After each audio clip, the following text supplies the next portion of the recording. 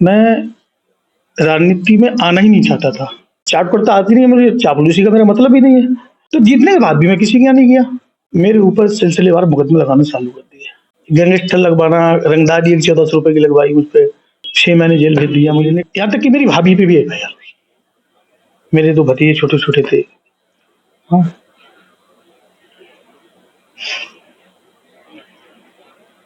खैर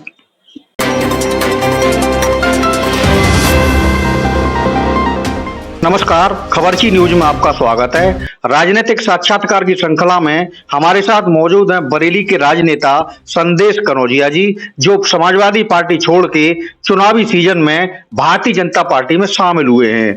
बरेली का बितरी विधानसभा क्षेत्र, जहां अपना राजनीतिक वर्चस्व रखते हैं, और इसी वजह से भारतीय जनता पार्टी के मौजूदा सांसद, जो आंवला से सांसद है धर्मेंद्र कश्यप, मंत्री और तमाम पदाधिकारियों ने मिलकर आपको समाजवादी पार्टी से भारतीय जनता पार्टी पर शामिल किया है। आपसे जानेंगे भारतीय जनता पार्टी की विचारधारा आपको क्यों रास आई है और चुनावी समय में भाजपा ज्वाइन करने के मायने क्या हैं। संदेश जी, खबरची न्यूज में आपका बहुत बहुत स्वागत है। अभी चुनावी सीजन में जिस तरह से आपने भारतीय जनता पार्टी ज्वाइन की है, तमाम बड़े राजनीतिक कद्दावर लोगों ने आपको भाजपा ज्वाइन कराई है, क्या माहौल है और अचानक भाजपा ज्वाइन करने के मायने क्या है? अचानक भाजपा ज्वाइन करने के मेरे कोई मायने नहीं है। और मेरा एक बार इंटरव्यू और भी हुआ, उसमें मैंने कुछ बातें कही थी। मैं पुनः प्रति कर देता हूँ उस बात की। दरअसल में मैं राजनीति में आना ही नहीं चाहता था। राजनीति में आना ही नहीं चाहता। होता है, हॉबी होती है। मेरा उद्देश्य था पढ़ लिख के कहीं आगे जाना, मुकाम पे पहुंचना, मगर कभी हालात, संसाधन, चीजें अभाव रहता है, नहीं पहुंच पाता है मुकाम पे बनता। लेकिन मैं आपको शुरू से बताता हूँ, तब चीजें समझ में आएंगी। मैं पहले खेती बाड़ी करता था, किसान परिवार से हूँ। मेरे पिताजी एक सर्विसमैन थे। बहुत साधारण मीडियम परिवार, अपने खेती बाड़ी करता था मैं। उसके बाद गांव से निकला 98 में, शिक्षा ग्रहण करी जैसी भी कर पाया। ग्रेजुएशन प्राइवेट मैंने हाई स्कूल किया 10th क्लास, क्योंकि रेगुलर करने की स्थिति में था नहीं मैं, क्योंकि पिताजी से थोड़ा सा चला आया था मैं, तो खर्चा पानी की परेशानी होती है। तो प्राइवेट ही मैंने हाई स्कूल किया और मैं बहुत अच्छे मार्क्स से पास भी हुआ। तो इसके बाद अपने कोचिंग कराने लगा बच्चों की, होम ट्यूटर वगैरह। उससे मेरा खर्चा पानी, ज़्यादा ज़रूरतें थी नहीं मेरी, चल जाता था। लेकिन उसी दौरान कॉलेज में मैं राजनीति करता था। राजनीति क्या करता था कि एबीवीपी की राजनीति होती थी। अब उसमें कहने का मतलब, शुरू से आपने संघ का, भाजपा का झंडा उठाया, अखिल भारतीय विद्यार्थी परिषद से जुड़े। आगे का राजनीतिक पड़ाव कैसे दिलचस्प मोड़ पहुंचा? जैसे मैं नाम बताऊं, एबीवीपी में, हालांकि मैं लिखा पढ़ी में नहीं रहा मैं कह दूं, लेकिन हाँ उसमें रहना, जिंदाबाद करना। और यहाँ तक कि मेरे बड़े भाई हैं, उनके तो बहुत अच्छे मित्र हैं, जिसमें कई मित्र ऐसे हैं एबीवीपी में थे और कई मुकाम पे भी हैं।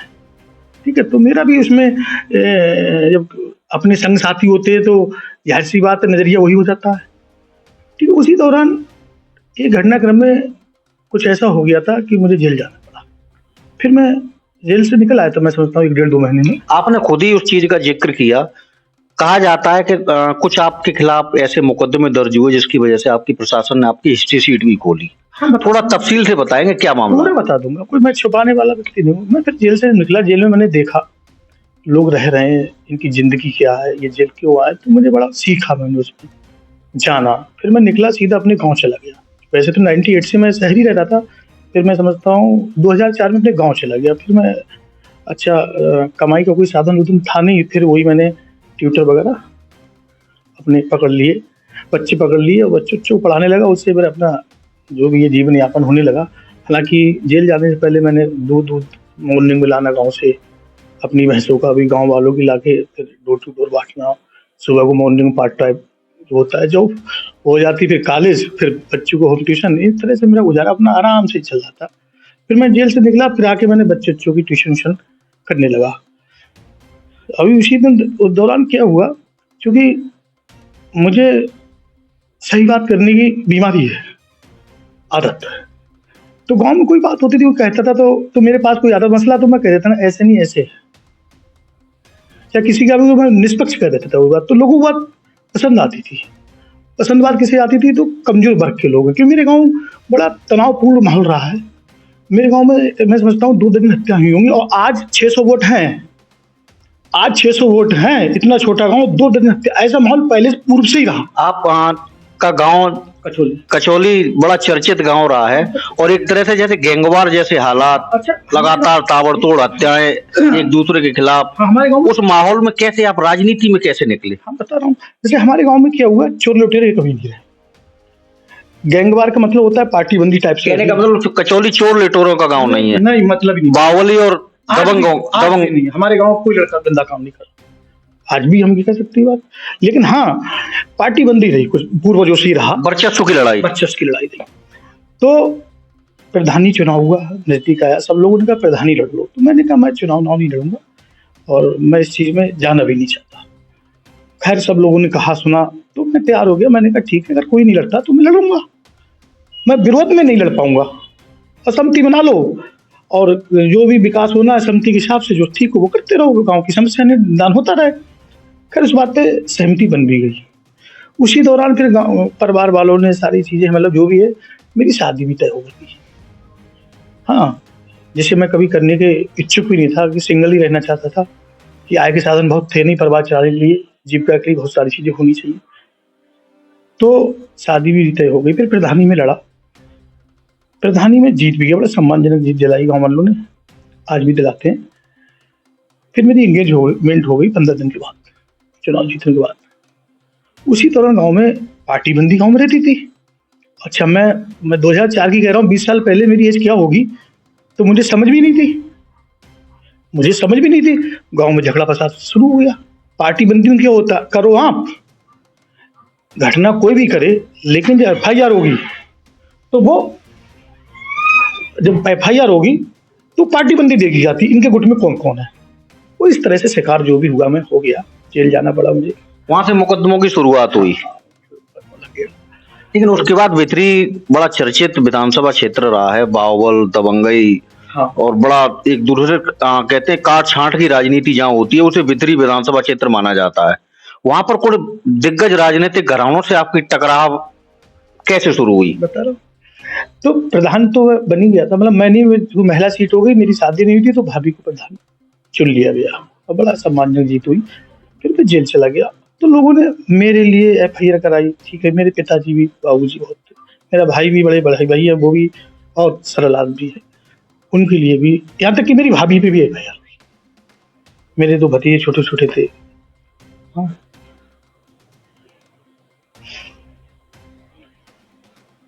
खैर संदेश जी, भावनाओं का ज्वार उमड़ता है, दिल की बातें जुबान से सामने आती हैं, लेकिन अपनी बात आज आपको एक ऐसे खुले मंच पर रखने का मौका मिला है जो निष्पक्ष और विवाद तरीके से आपके भाजपा ज्वाइन करने को लेके तमाम तरह के आरोप, आपकी मुकदमों की फेहरिस्त सामने रखी जा रही है, वही सच्चाई।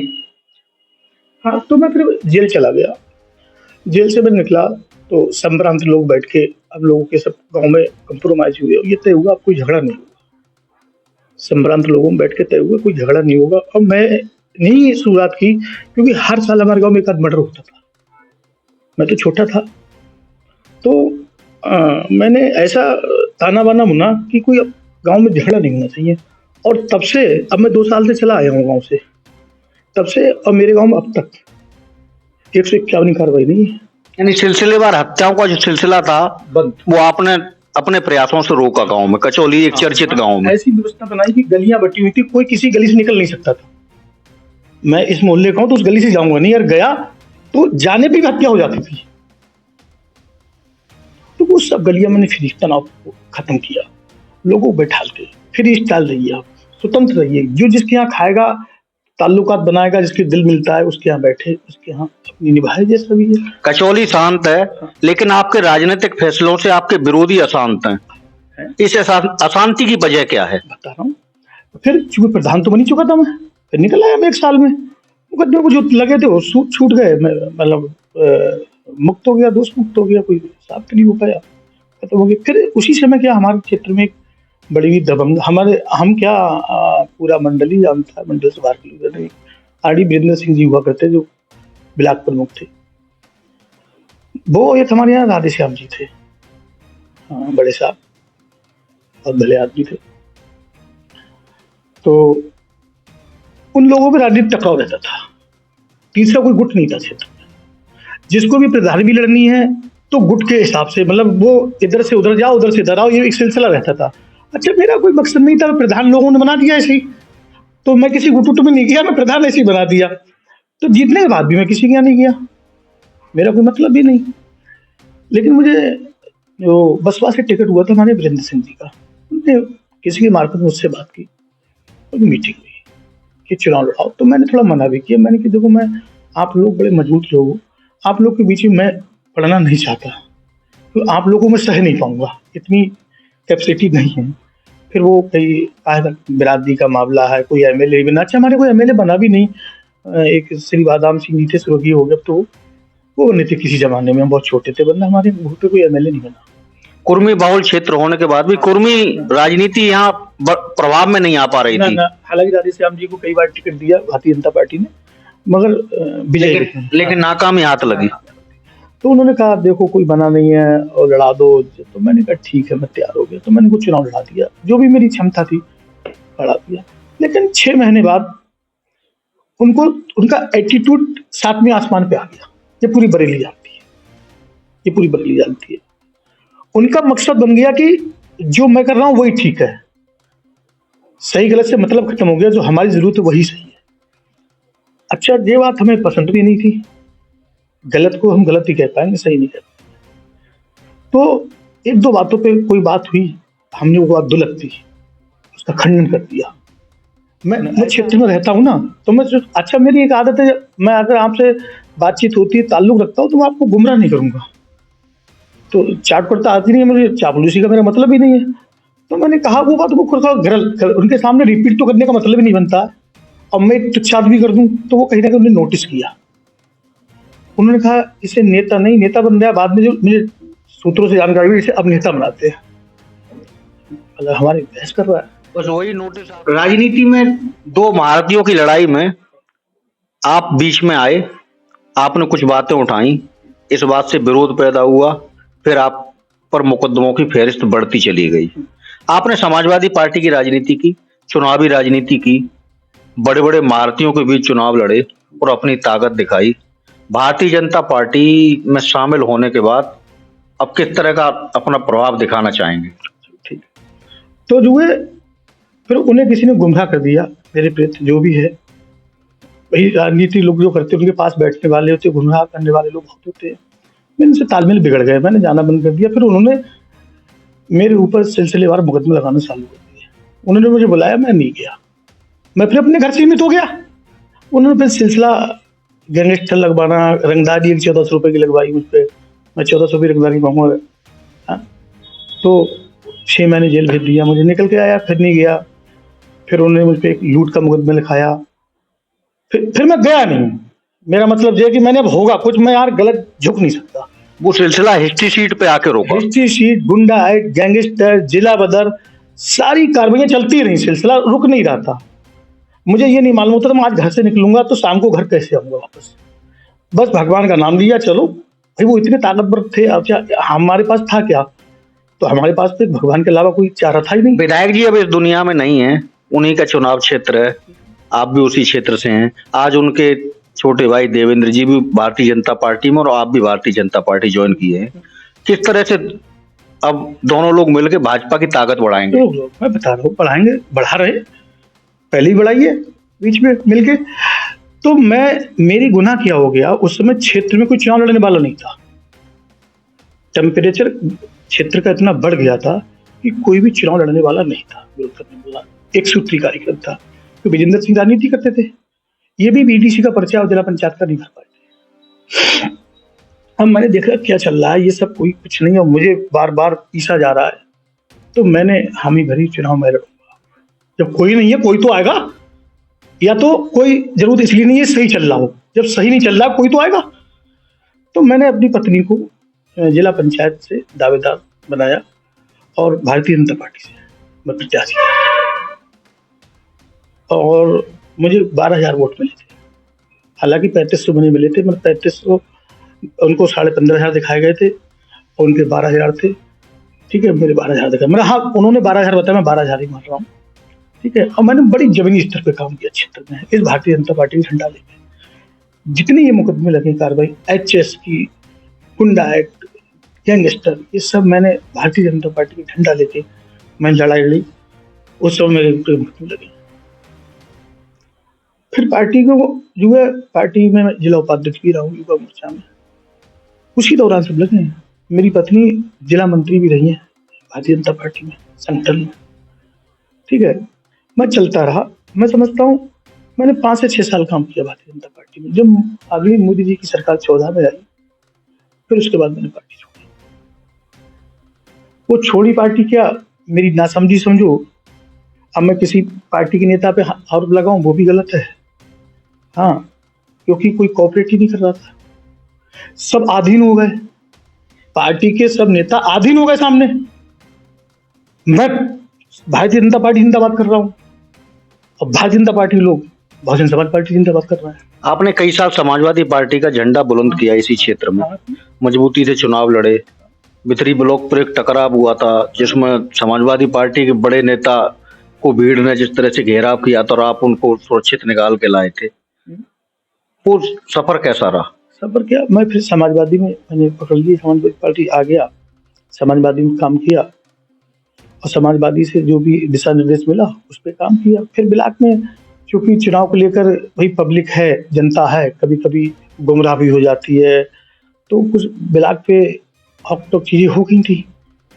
हाँ, कुर्सी फुर्सी फेंका फाकी तो हो जाना तो बहुत ज़्यादा राजनीति में बड़ी बात नहीं होती। तो वहाँ पे पार्टी के कुछ नेता जो है पब्लिक में घेर लिए थे, तो संदेश याद आ रहे थे, संदेश कहाँ है, और मैं अपने पूरे दमखम से निकाल के भी लाया और घर तक से पहुँचाया।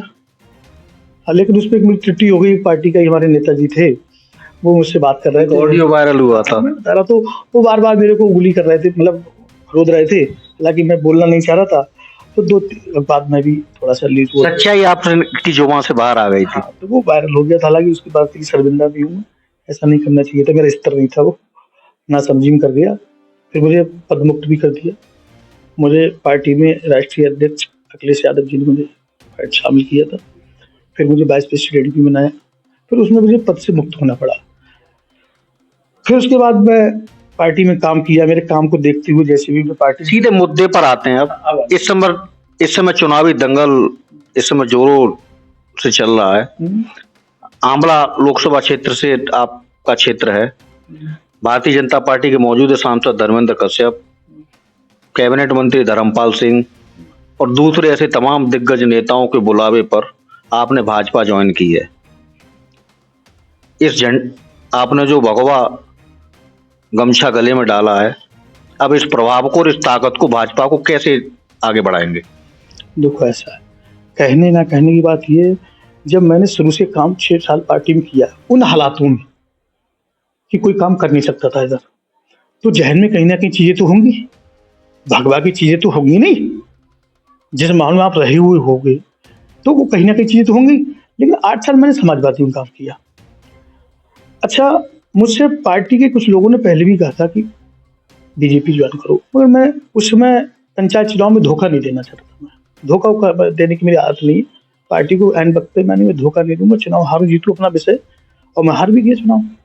खैर कोई बात नहीं। अभी क्या है, अब बीजेपी के जो लोग हैं, अब मैं समाजवादी से लाया, लेकिन एक मानवता के नाते, इंसान के नाते कहीं कोई मिलेगा दुआ सलाम तो रहेगा, अच्छे बुरे में शामिल तो हो गए।